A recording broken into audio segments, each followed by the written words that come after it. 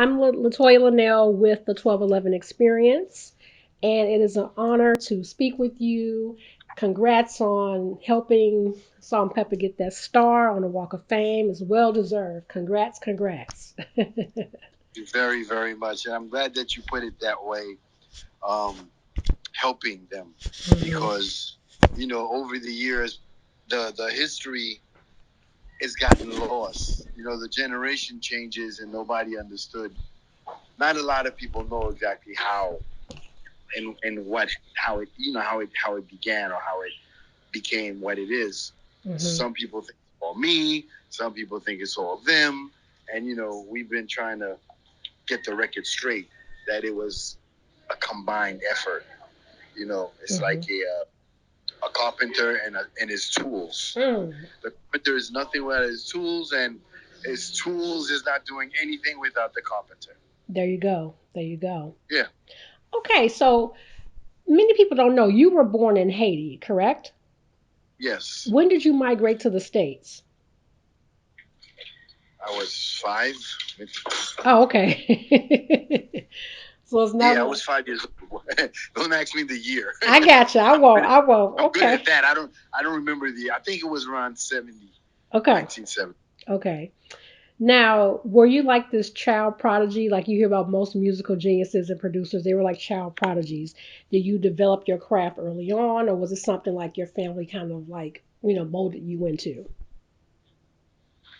Um, I just have a love for music, especially popular music. I tried to play the guitar once. Okay. Was um, I wasn't a prodigy of nothing. I just like to listen to the radio and enjoyed music. Okay. Okay. Who did you grow up listening to? Who were some of your influences? A lot of Motown, Hmm. a lot of Motown, anything R&B, and actually a lot of soft rock. I remember listening to Fleetwood Mac. I remember listening to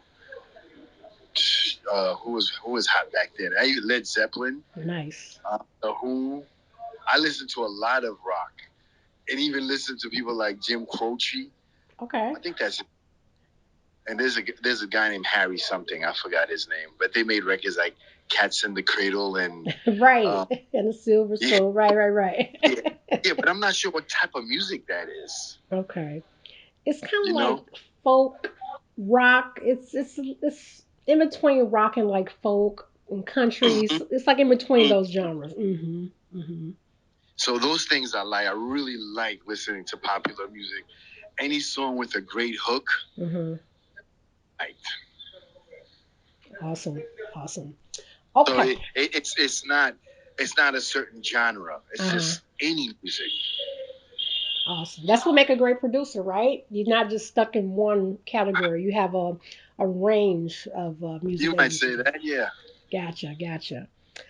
Okay, so the early 80s, New York. If I had a time machine to go back, the culture, what we know today as the culture, came from what you guys created. Early 80s, what was culture like in New York? What were you wearing? What were you driving? What were you listening to? What was the culture like?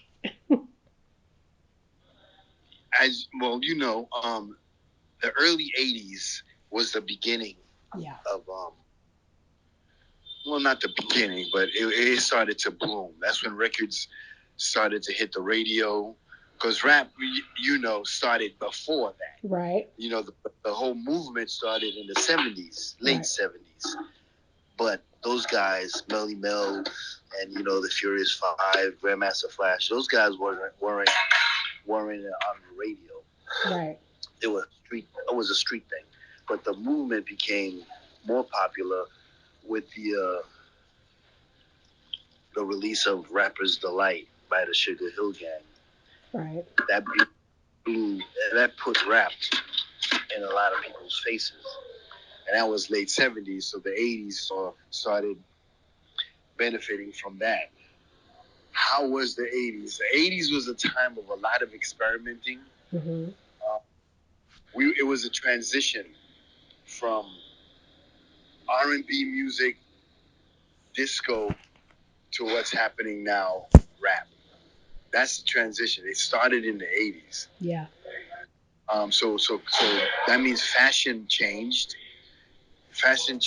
and language changed. The slang changed a lot. Dance changed. All of that happened in the 80s Right. Right.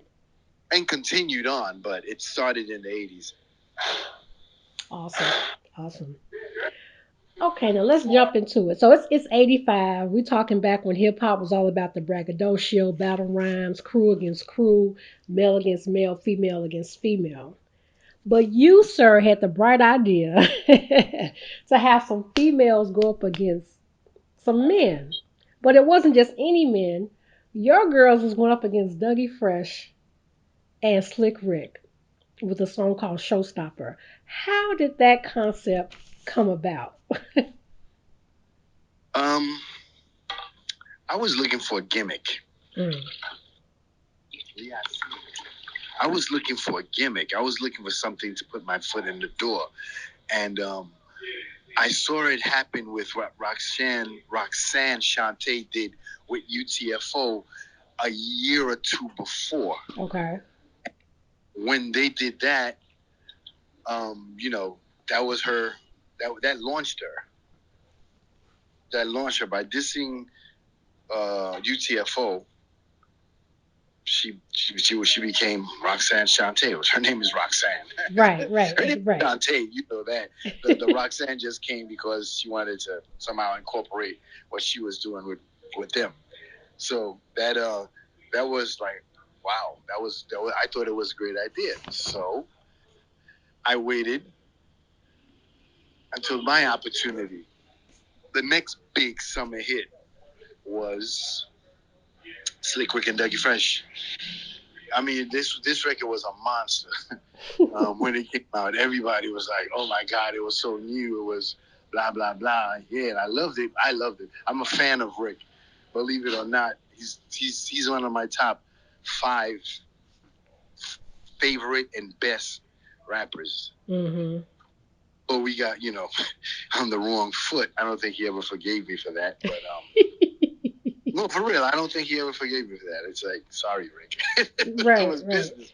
Nothing personal. I don't even know you, but anyway, I'm just saying that he's one of my favorite rappers. So when I saw him and his record, when I heard him and his record, I said, "Hey man, let's get somebody to answer that." Okay. But everybody was saying, "Well, there isn't an answer. Or well, what are you going to answer?" They're not saying anything like UTFO's Roxanne, who was talking about a girl named Roxanne. Like calling The show somebody out. wasn't Right. talking about anybody. They were Hmm. just guys having fun, just some men that's on the mic, yeah, just having a ball. And I don't know. I said, whatever. Let's figure it out. Let's start a war there where there's no fight anyway. So I wrote the showstopper. Nice. Nice. All right. So now showstoppers on the streets going crazy. You guys are in the midst of now hot, cool, and vicious. But it was the monster of monster hits. I remember when it dropped, and I'm in my 40s. I remember you came out with Push It. Tell me, what was the thought process for Push It, and did you expect it to go or do what it did? Absolutely not. Push It was a dare. It was me and other people like me from New York, uh, not understanding and not respecting what the South was doing in music. Mm. See, the South had their own flow, and it was bass music. It was Luke Skywalker and the Two Live Crew, which was a takeoff from Kraftwerk's Numbers. That's where the Planet Rock beat came from, and Wow. that's what it was. And I had heard it way back early '80s when Kraftwerk was doing a record called Trans Europe Express. That was their biggest hit, and then they came out with Numbers. I don't know if you remember Numbers. I do remember numbers. I do. Okay. Yes. Numbers is the beat. Boom, boom, boom, boom. That is the beat for all booty records. and it's the Yes. same beat for Planet Rock. The same beat. Oh, like the South when they do that the guy from like Do It Baby Stick It from New Orleans. That's like the foundation of a lot of South records, right? Kind of a similar. Yes, Mm-hmm. Mm-hmm. yes, exactly. Mm-hmm. So, they we went on a show one time. We was in uh, was it Monroe, Louisiana?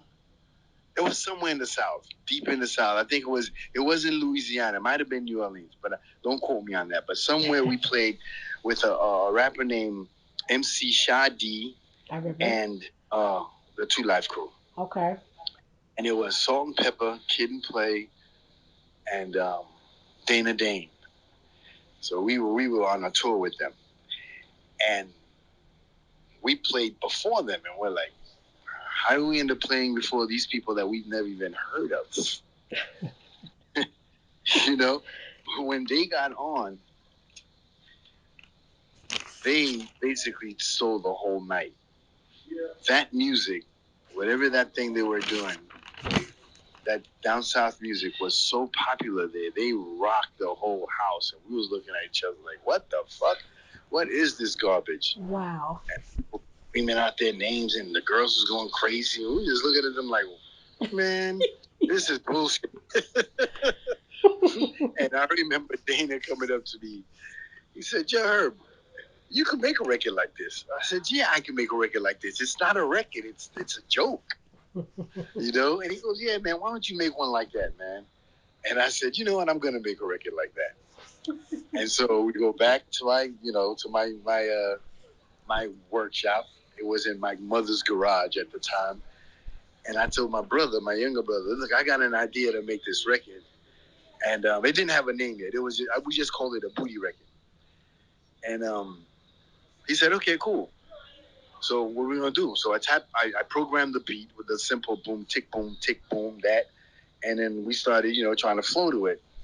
And then he was coming up with some ideas of rhymes, Hmm. real Run DMC, LL Cool J type of real witty rhymes. And I said, no, no, no, no, no, no. They can't be witty. They have to be the corniest things available. The corniest shit that we would never say is what you have to say. I Wow. can't hold on. Okay.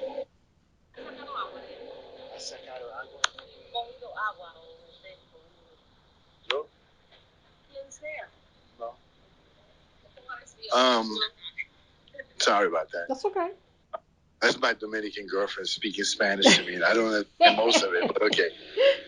We can't do it like that. It's not.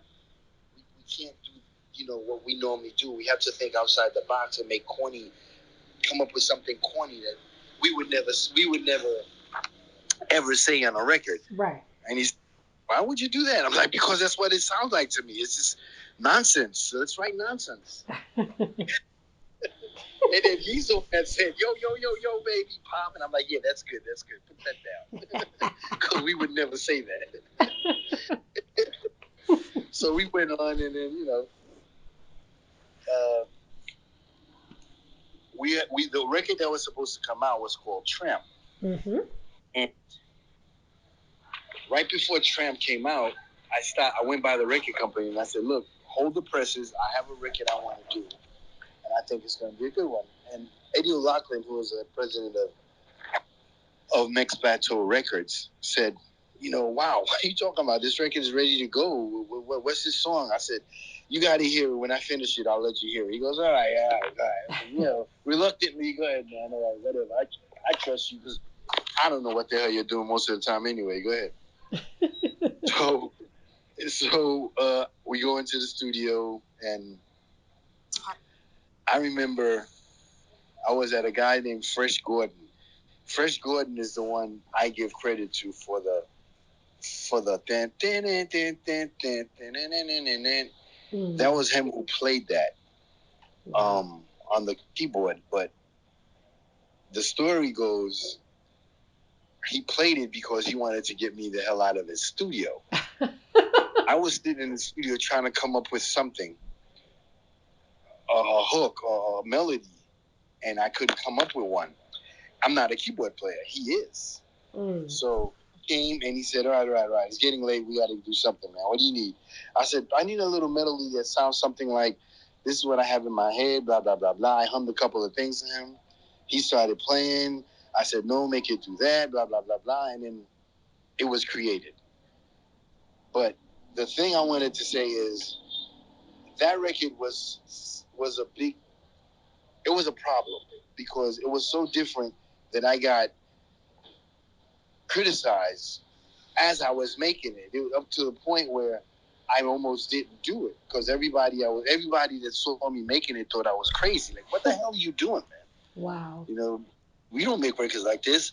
I remember Pepper, who came to the studio to lay down the vocals, and she was going out with Prince Marky D from the Fat Boys at the time. Oh wow. And R.I.P. R.I.P. Prince he Martin. came to the studio, Uh which was Gordon's bedroom, by the way. It wasn't really a studio.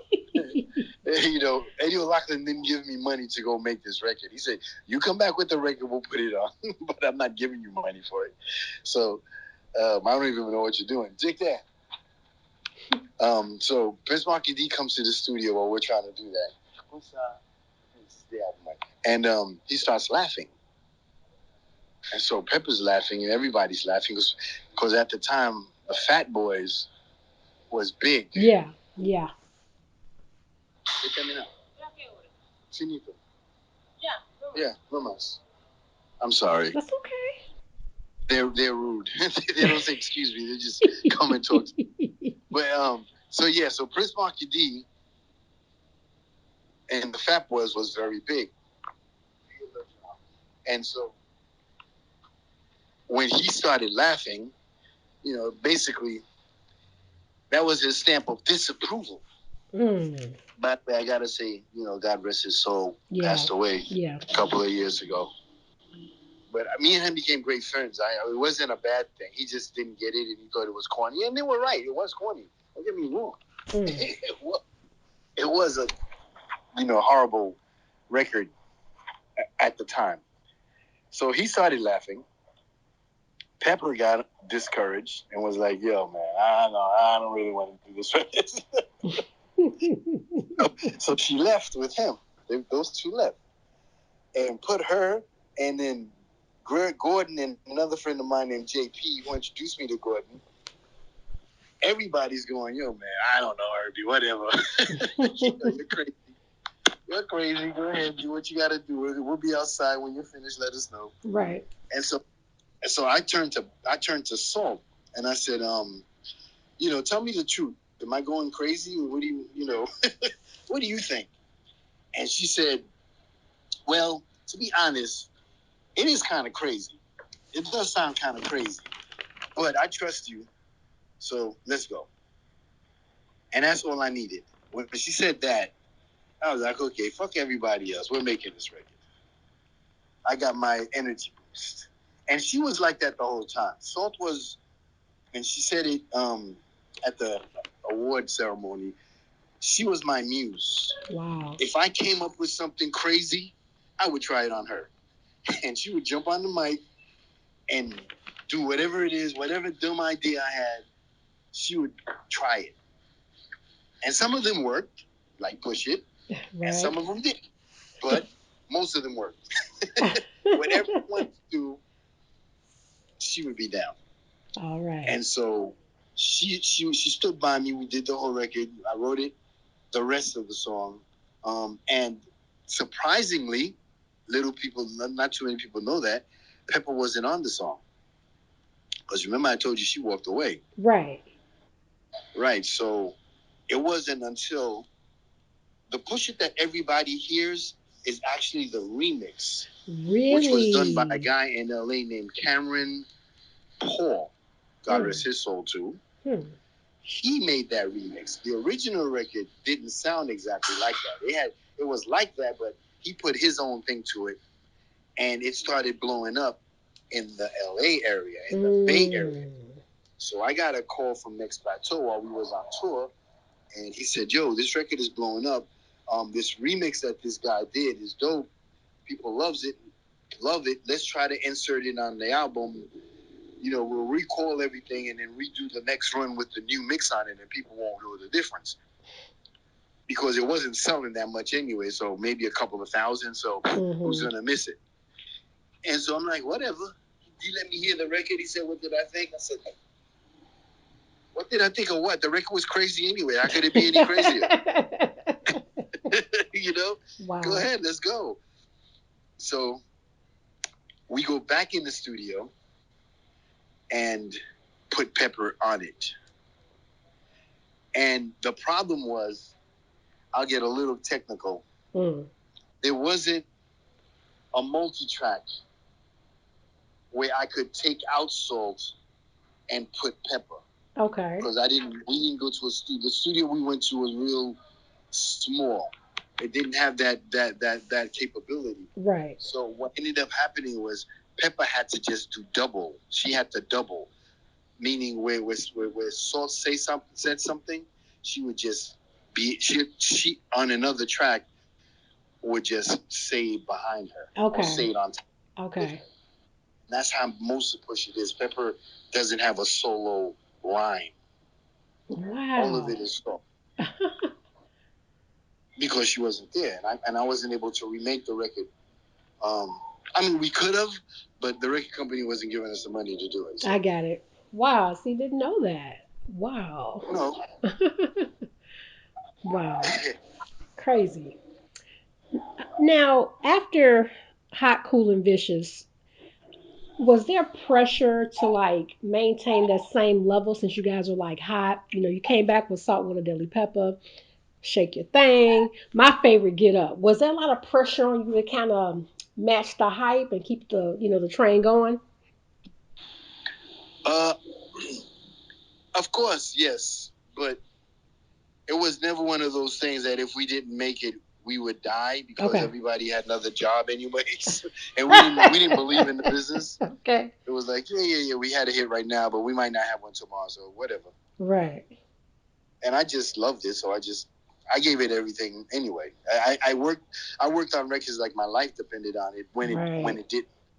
I wasn't from the ghetto, so I don't know anything about. I didn't eat today. I have to make money and hustle. No, I didn't do that. We didn't do none of that. None of us did. Wow, wow. Now, even going into like 90 when you guys are dropping, the expression, songs, that seemed like there was a shift with Salt and Pepper's role. It was more about being uplifted, inspirational, educating women or women empowerment. Was that your decision or was it like a collaboration between you and the girls? No, that was totally them. That was Salt. I don't know where she got it from. I wasn't into uplifting music. I wanted to make people dance. Okay. I didn't try to make right. I mean, I supported her because, hey, why not? Exactly. Records like that have worked in the past. Mm-hmm. I just didn't make those. I just didn't write those kind of music, those songs. Okay. I'm not an uplifting person. Yes, you are. You do uplift. You uplift the game. Now, whatever happened to the original Spinderella, Latoya Henson? There are so many stories, but she was gone before like the success really hit, though. Correct? The Latoya was the first Spinderella that I actually put with Salt and Pepper. Okay. Yes. Okay. What happened to her? It's weird. I mean, we can only speculate, but when she was down, Push It wasn't out. Right. So the success of Push It happened right after her. She left and Push It came on the scene. Gotcha. So imagine us, a little group, not very well known. All we had was the showstopper, and I don't even think we had I'll Take Your Man at the time. Or I'll Take Your Man, it just dropped. Tramp didn't drop, so Push It didn't drop. And she had a boyfriend named Hanson. And Hanson was from a group called Hanson and Davis. They had a song called Hungry for Your Love. Okay. Big club record. And that was her boyfriend. Oh. And back in the 80s, club and hip hop were at odds with each other. So people who did dance music and house music, we considered gay. and homos. Mm-hmm. That's how, because hip hop was tough and hard. Exact street, right? That's how we were, right? And so he felt the same way about what we were doing. That we were a bunch of thugs and blah blah blah blah, and he didn't want his girlfriend to be a part of it. Okay, that's what happened. I get it. Besides the fact that she wasn't very good, she didn't practice her craft. Mm-hmm. that didn't help either. Okay. So originally she was more like a prop. Or not show up at all. Oh, wow. And I think Salt was a little jealous of me and her. Okay. Because Cinderella was very pretty. Okay. Latoya was very pretty girl. Gotcha. So that didn't help. She was pretty with a banging body, so that definitely didn't help. Would have been some blows up in there. Come to some blows. And it almost came to that one time. I remember one time we was coming back from a show. Uh-huh. And I don't know, Salt thought I was messing with her, or I was leaning on her or something, man. She jumped out that car and said, "Let me out right now." Wow. In the middle of the Grand Central Parkway, or wherever the hell we were. it was like, nah, it ain't me. I didn't do nothing. That's crazy. She calmed down and came back. So yeah, there was a little tension there. Wow. Now, amid the success of Salt and Pepper, you were also responsible for the careers of Kid and Play, Kwame, Sweet Tea, and a host of others. Was Kid and Play more so like the male version of Salt and Pepper? Was that your angle for creating their style and sound? I didn't create those guys. Okay. Kid and Play was friends of mine from before Salt and Pepper. So we grew up in the same neighborhood. We were in the same group together. We hung out together. What ended up happening was we started young. So when everybody turned 16 and 17, I remember we had a group. We had a group meeting. And because in the group meeting, everybody said, like, look, our parents is getting on our cases. This rap shit is not going anywhere. People need to go get a job, do something up. Right. So they quit. Everybody quit. It was just me and one other guy who was left. His name was Prince Charm. He stayed. But us two stayed, and then they went to college. I think Play went and got his GED, and Kid continued with his college, and we went our separate ways. Still kept in touch. Mm-hmm. That's how we ended up at Sears. Wow. Because we kept in touch. I was looking for a job, and then they were there before me, and they told me, "Hey, come on, they're hiring at Sears. Come down." Isn't that something? So happened, and then so no, I didn't create them. They made a record right after I did with the Showstopper. Mm-hmm. They had a group called, I think their group was called Fresh Force. Okay. And they had a record called Rock Me, which was a repeat. It wasn't a repeat. It was a parody of Rock Me Amadeus. Oh, wow. By Falco. Mm-hmm. That's crazy. So they had that record, which is all right. And they didn't do well. So since we were friends, they came and asked me to produce their next record. The record company kind of like insisted on it. Mm-hmm. They said, if you could get Herby to work on your next album, we'll sign you. And so they came to me and said, look, man, we need you to do us a favor.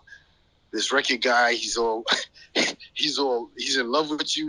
He wants you, because I had a couple of hits with Dana Dane and, no, did I do Dana? No, I think it was just Salt and Pepper, and I did Sweet Tea, right. I believe at the time. Right. I remember. And so I had a little track record. And so they said, look, this guy wants you to do our next single. And if it works, he's going to sign us for an album deal. Mm. I'm like, okay, let's go. I said, but guys, you got to listen to me. I know we're friends, and we started at the same time, but I've been doing this for a minute now. listen to me. That's a problem people Forget that we're have. friends. I gotta play producer here. Yeah, Right? good. Listen. Good. You put that down so they would listen to you because people know they think because you're friends they could just do what they want to do. But I'm glad that they took your advice, of course. No, they took my advice and they never changed. Mm. I mean, they never became anything else besides what I asked them to do. Wow. And I said, okay. They said, okay, what do you want to do? How do you want to start this? I said, okay, first thing we're going to do is get rid of that name. Fresh Force is not doing it right now. Right. I don't know where you guys got that from. It sounds like something from Beat Street. Yeah, no, we got to change that. And they said, okay, how about playing kid? I said, yeah, playing kid is cool, but what rhymes with kid? He said, oh, no, not a lot of things. Okay, good. So let's flip it around. Let's call it kid and play because more things rhymes with play than with kid. Right. That's what I was thinking. Wow. And so they said, oh, yeah, whatever. Kid and play, playing kid, whatever. Fine, same thing. I said, good. And then we did that. Then we got to the rhymes, okay? Nope. Your flow is wrong. Change it to this, that. I didn't write. I don't write for them. Kid writes. Kid's pen game is sick. People don't give him credit. Kid can write his butt off. I'm telling you. Yeah. Everything. He wrote everything. I didn't write, and I was so happy because I had other people to write for. I'm like, good. You write good, and he was good. He was good. Like you said, his pen game was ridiculous. Yeah. You know, and so he wrote. He wrote the rhymes, and I came up with the beats, and said the rhymes, and it was done. And I didn't create their style. That's all them. Wow. All I did was help them get a record deal. Check that come out. Up with the beats. Beautiful, beautiful. Now, I would say, was it 3 years ago? Lifetime released the Salt and Pepper movie. Um, how do you feel you were portrayed in that film, and did you have any input at all? No, I had no input. Mm-hmm. I never saw the movie. Okay. I haven't, because I've been in Haiti and in the Dominican Republic, and I don't get Lifetime. But so many people told me about it. I feel like I saw it. Okay. But they said that most people said, my brother said, yeah, they did good. They did good on you. It wasn't horrible. Right. I've heard feedbacks, people saying, oh my God, you dog Salt and Pepper, and you dog Salt, and you were such a womanizer, blah, blah, blah, blah. I'm like, yeah. And me to tell you what. Own it, own it. Okay. Yeah, I'm not trying to say, no, it was me. Yeah, it was me. And probably a lot more, but they couldn't put it in the film. I gotcha. I gotcha. Okay. I saw an interview from Kid did with another blogger some years ago. Well, and I've heard this in other conversations. You were nicknamed the Diddy before he was Diddy. How do you feel about that moniker? And do you feel that you get your proper credit as being like an icon of hip hop, iconic producer of hip hop? I've heard that too, and I'm not sure why they compare me with Diddy. I think Diddy is a lot more, a lot bigger than me. First of all, a lot more money than me. I don't see where the comparison comes from. Is it because we're in the same? I used to be in videos and I appeared on songs. You know, he did that too, but I did it first. But I did it because I used to be a rapper. Diddy was never a rapper, from what I know. Right. I wanted to be on stage. It wasn't my calling. You know, behind the board and behind on a pen and paper, that was better. Mm-hmm. So I guess they did it. I think they compare us because he gets on people's records. That's okay. What I. And the number of like stars. So it doesn't bother me. I mean, I'd love to be compared to him. That's awesome. Yeah, his legacy is in stone, and just like you guys have definitely changed the game forever. So that's kudos. I give you your flowers. Thank you. Awesome. Now, after so much success, you disappeared. Where did you go? After so much success, it's funny you say it like that. Yes, had a lot of success. Um, I went Brazil, China, Haiti. I stayed in Haiti for about 10 years. Wow. Doing television production and music there. Um, I guess the better question is why. Why? Forget where, but why? Because I didn't Right. disappear. I was always around, but I kind of just the music scene in America was different. It was changing to something that you have to be. Uh, excuse me one minute. Sure.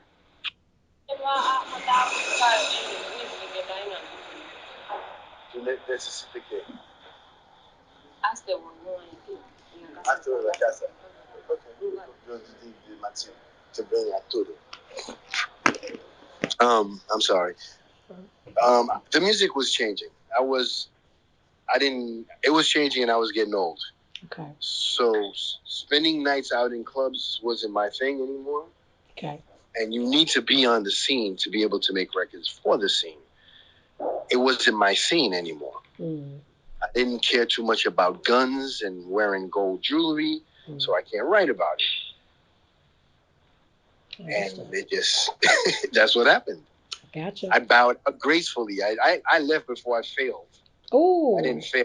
Went out on top. I love it. Yeah, I mean, my biggest record was the Very Necessary album, which did over 10 million. And then I just didn't do anymore. So I'm fine. Okay, good for you. Okay. Good for you.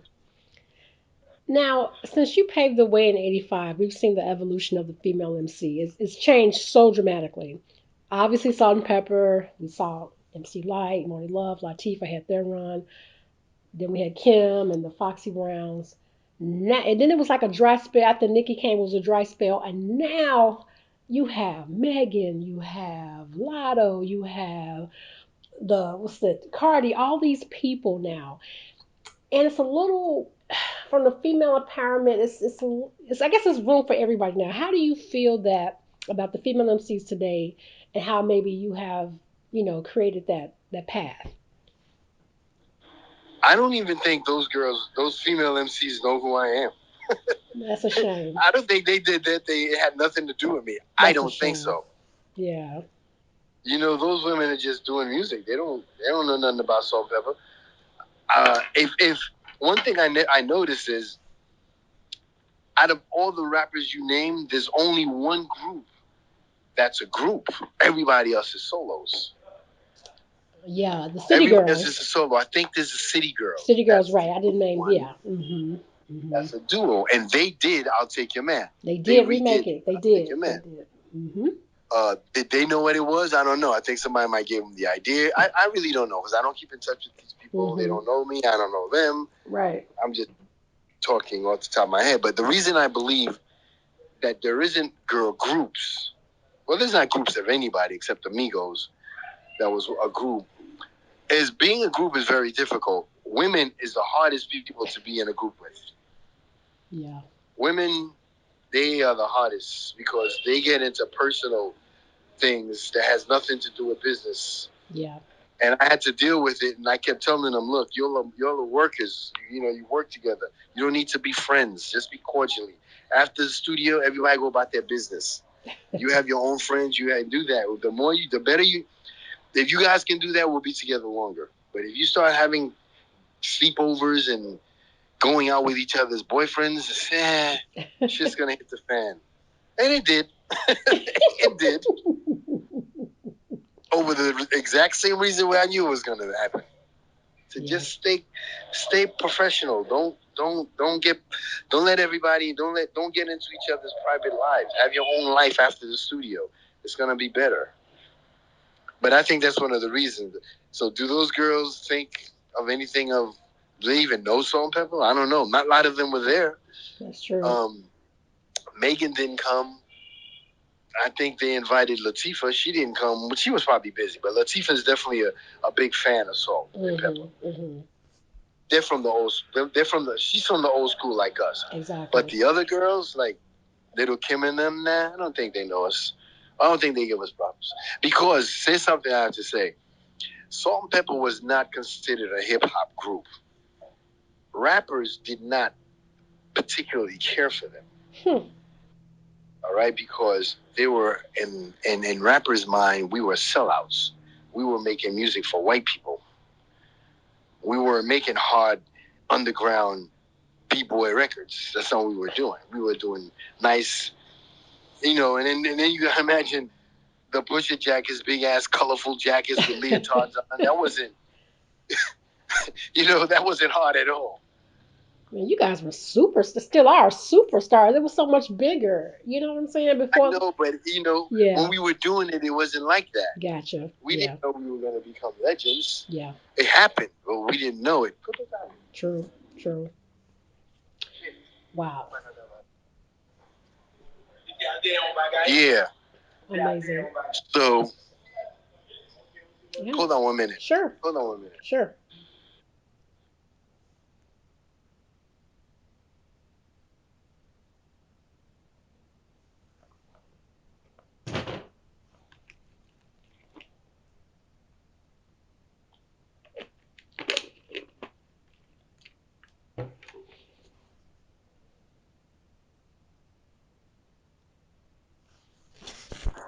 Sorry again. No I had problem. to scream at somebody. Oh, we almost wrapping it up here. I'm having a grand opening. Oh, I'm having a grand opening, and everybody's bothering me. What?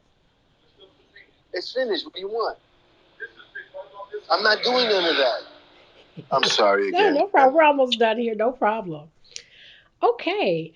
Oh, so you said grand opening. Are you opening a new restaurant or? Yeah, I have a bar restaurant in the Dominican Republic, and Congratulations. thank you. Awesome, awesome. Okay, so it was 2022. Salt Pepper receives the star on the Hollywood Walk of Fame. You were there. Spinderella was there. So exciting. Did they reach out to you as an invite, or how did that come about? Yes, they did. Wow. They did. They did. They did. So their manager called me, Hmm. texted me, sent me an invite, put me in VIP and everything. Nice, nice. It was a beautiful moment. I tell you that definitely. It was. I was happy. So I came down there and I supported. I represented. Um, you know, the best I could. There you go. There you go. Now, during the pandemic, did you watch any of the versus battles? Are you familiar with No, I versus? did. Okay. Well, you are familiar with versus, right? As far as like the battle between I crews. see a lot of people doing that on the internet. Mm-hmm. I remember Teddy versus who was Teddy going against? Teddy Babyface. Riley was going with Babyface. Babyface, Yeah, which that I was didn't crazy. understand why they would do that, but okay. It was good. It was like they I had thought one. Babyface was different. They had like the Isley Brothers versus Earth, Wind, and Fire, which was outstanding. Outstanding. Really? Yeah. If you were in a versus, who do you think would be a worthy component? Um, who would be a good person to verse me? Or I should verse them? Uh, maybe a producer from back when I was doing it. Okay. I would like to go up against maybe like his name is I think his name is Islam Remy. Okay. All right, I'm never gonna say people like Swiss Beats or Timberland because those guys actually play instruments. I Hmm. just say I sit there and hum what I want played to a musician, but I don't play. But it's funny because if you play it wrong, I'll tell you. That you're a natural by ear. The person you mentioned, what was some of his records? I'm not familiar with him. You said He Islam. did the Fugees album and he did Lauryn Hill's Shit. album. Oh, excuse me. Oh my God. I should have known that. My fault. And Okay. he did I think he did. Do you remember a group called Diggable Of Planets? course. Yes. Okay. He did that. Awesome. So Okay.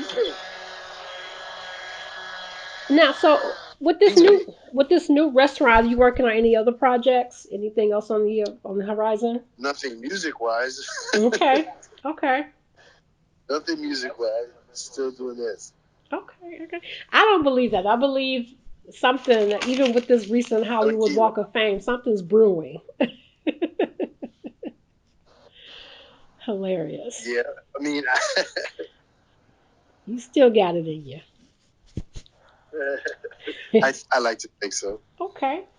Now, people say you rarely do interviews. So, I mean, this is a privilege. I am going to make sure this is done the right way. Trust me. This is going to be possibly on YouTube along with the magazine itself. This has got to be right. Is it because you just like you enjoy your privacy, being in seclusion, you don't do many interviews? Uh, I don't know why I don't do a lot of interviews, but if anybody asks me, Mm-hmm. you know what it is, they can't find me. Okay. I mean, I don't even know how you found me. I forgot, but On and look how long Instagram. it took you to get me. Mm-hmm. Mm-hmm. So there's that. I get it. I get it. I get it. Well, sir, it's been a. Is there anything else you want people to know that maybe you want to clear up that they don't know about you? um, what don't they know about me? Well, they don't know anything about me, but uh, I'd like to give a lot of thanks and respect to people like Grandmaster Flash, Africa Bambaataa, Grand Wizard Theodore, the Furious Five, the Fantastic Five. I'm naming people from the old school hip hop, The that pioneers. Yeah. the pioneers that I listened to, that made me wanna do this. Mm-hmm. Because I was obsessed with that stuff. When I heard those people, some of the guys that I mentioned, they were like superheroes to me. I'm like, wow, Wow. what the whoa. And so they're just lost. Yeah. People don't say anything about them. That's We true. we start talking about, I don't know, like you said, Megan and them, and those people are just copying what the other people did. Exactly. I agree. They're just copying right now. They, to me, those are the real stars, the one that started it from nothing. There you go. You know? There you go. So, how can people reach you? Just follow you on Instagram or what's like a any other social Uh, media or websites? I mean, Instagram, yeah, my name is on there. Okay. Okay. I'm on Instagram. I'm on Facebook. Sweet.